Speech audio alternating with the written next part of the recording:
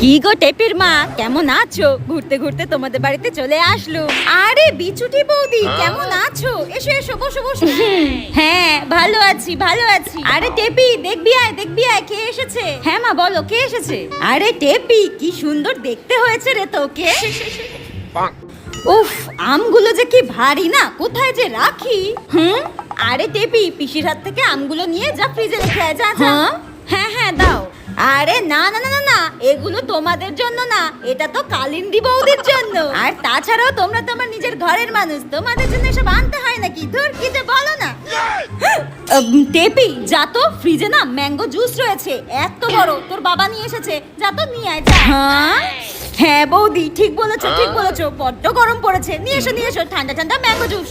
আরে ওটা তোমার জন্য না, আর তুমি তো আমাদের নিজেরই লোক, আর তাছাড়াও তুমি তো ওই কালিন্দী বৌদির বাড়িতে যাবে, তা ওখানেই তো খাবে নিশ্চয়ই। এটা তো আমি খাবো, প্রচন্ড গরম পড়েছে।